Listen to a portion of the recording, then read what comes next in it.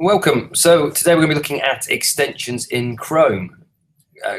Not many people seem to make the full use of Chrome to add extra functionality to their browser. So we're going to dive in first of all and show you where you can find the extensions, and then I'm going to go through and pick out some of my favorite extensions which I think really aid productivity. So let's dive in with a screen share and see what's what. For those of you who are joining me for the first time, before I do that, there is the option to ask questions. Up in the top corner, you can click on the 9 boxes and you can type in a question, and then I will try and get back to you throughout. If I don't answer your question during the Hangout, then I will respond by text later on. So let's go back to that screen share.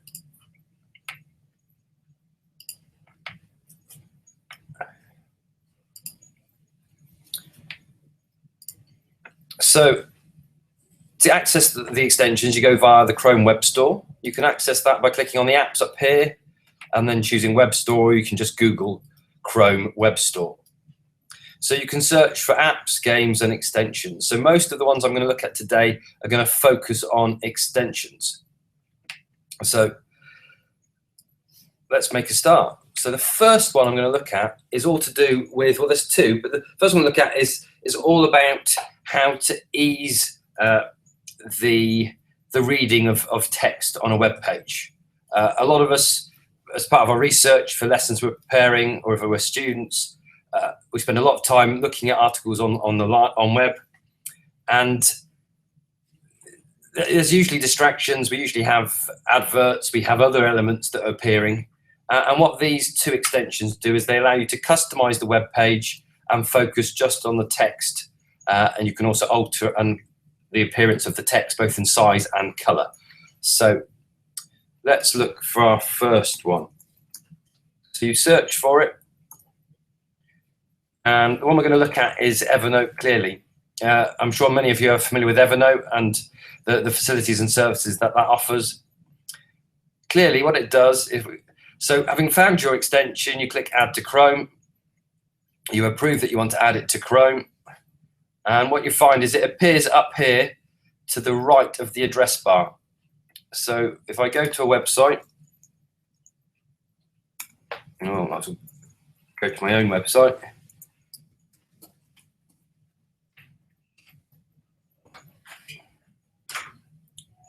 And then having got to the website I want, I click on the Evernote icon. It allows me to alter the appearance. So it's stripped out all of the pictures. So I've got the text. I can then use some of the other features. I could save the clip to Evernote. I could highlight the clip and copy some of that to my Evernote account, or I can just alter the appearance of it. So if I click on themes, I can go, actually, for myself, I prefer the background to be dark and the text to be light. So I can click on that.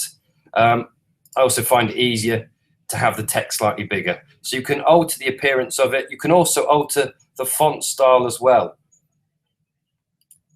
So again, we can make it bigger as well. So you can really make it much easier to read. So that's the first one, Evernote Clearly. So I think you find it's useful, and if you've got lots of sites to read, or potentially students who may have dyslexia or other learning disabilities would find it easier to read without the adverts and all the distractions. So let's go to our next extension that we're going to look at, and it's along the same lines as Evernote Clearly. So we'll go back into our web store.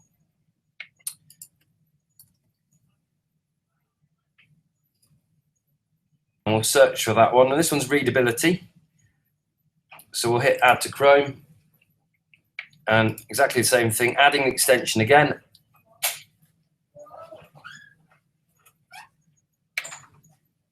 And we can see from the sofa icon just to the right of our address bar that it has now been added. So we'll do the same test as we did with Evernote Clearly. We'll bring up my website. And having got to the website that you want to look at, click on the icon, read now, click on the icon.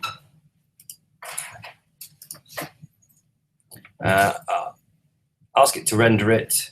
And on this one, the icons and the controls are down this side. So we can click on the text. We can make the page appear darker. We can increase the size of the text, and we can also change the font type. So again, you can see making it much easier to read. Just as before, you can also change the width of the page. You can share it, download and share it. You can also recommend and share the article via social media. So far we've had two. We've had Clearly and we've had Readability, both allowing you to customize the appearance of the web page to make it easier to read. So moving away from those, as you can see, I like to have quite a few tabs open. And I know on a PC, it's possible using the Windows key and the arrows to get your two tabs to be side by side. But there is an extension that can help you to do that. And it's called Tab Glue and Tab Scissors. So it comes in two parts. So we're going to search for the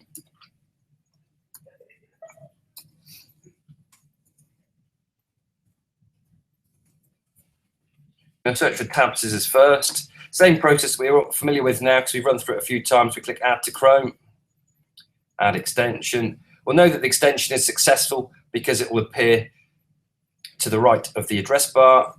We're then going to click and do the same for Add the Glue one.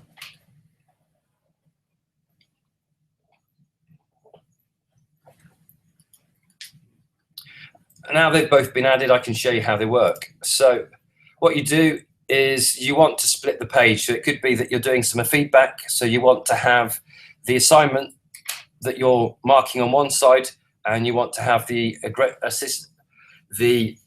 assessment criteria on the other. All you do is choose where you want the page to break and click on the Tab Scissors. And let's see if you can see that. And it splits it in half, and you end up having one half on one side and one half on the other. On the screen that you're viewing, you can only see just the one half of the screen, but I can see both halves. And when I click back on the glue, it brings it all back to one page. So Tab, Scissors and Glue, a great way to end up with multiple tabs. So on to our next one, which is called Speak It. So we'll add that to Chrome, and then I'll show you how it works.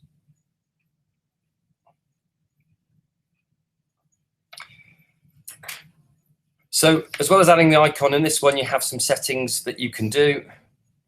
So you can alter the control of the volume that you want it to come out at. This is a test text for Google Chrome extension called Speak It. You can get to hear the volume that they're going to use. And we're happy with that, so all good. So now if we go to a web page,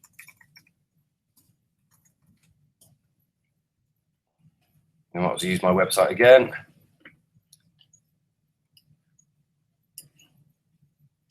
Welcome to my website, which features the following areas, some of my photography and tools and tips for using. So we can select the text, press the Speak It button, we can pause it, we can rewind it, and we can play it, and it will read it to us. So whether it's just the end of a long day, and the thought of having to read something is too much for you, or whether you find from a comprehension point of view and understanding point of view, you find it easier to get it read to you, Speak It is a really nice extension and really useful to use. So there we have a few of my favorite extensions for adding to Chrome. I think what I'm really keen to get across to people is the power of Chrome and how you can use it to assist the way you're working. And I think if you're watching from a perspective of being an education provider, then it's really important that you let your students be aware of these tools so they can make full use of them, and it will benefit their learning. As a final parting gift before we bring this hangout to a close, I'm going to run through just a couple more extensions, and then we'll go from there. So let's just bring up the screen share again. So we've looked at Speak It. what else are we going to have a look at? So the next one we're going to look at is headings map. So we'll click Add to Chrome, and we'll talk about what this one does. So what headings map does is it allows you to see the layout of all of the pages. So basically an index for the website. So it makes it much easier to find information. So if we click on the, let's see if it works on my website. I may not have created it in the right way for it to work on that. Let's bring up a website that we do know will work. So we'll just go to, let's go to the BBC website. And you can see, click on headings, we can see it breaks up the home page to specific things, and we click on that, it'll take us to that particular element. So if we're looking for a particular piece of information on a website, it allows us very easily to navigate and to find that via the heading function. So much easier than having to search and navigate through the site. So if we know what the title is, we can use headings map to find it and to access it. So I've gone straight to the radio page, and I could click on a particular link and find the article with Susie Wolf. So headings map, very simple in its execution, but a really useful tool to help you find a particular area of a website. And then the final one for today, so we'll go back to our Chrome store, is something that I use as an app on my iPad, is Wunderlist. And you can add Wunderlist as an extension. And when you click onto Wunderlist, it will bring up your to-do list in an abridged form on a new tab. So instead of having to go to the Wunderlist site or have to dive onto the iPad to find it, you would see your to-do list displayed here. I'm not going to sign in because I don't want you to see my to-do list, but it would appear there. So there we are. That's it from me for this time. Hopefully you'll join me again next time. All the best. Bye for now.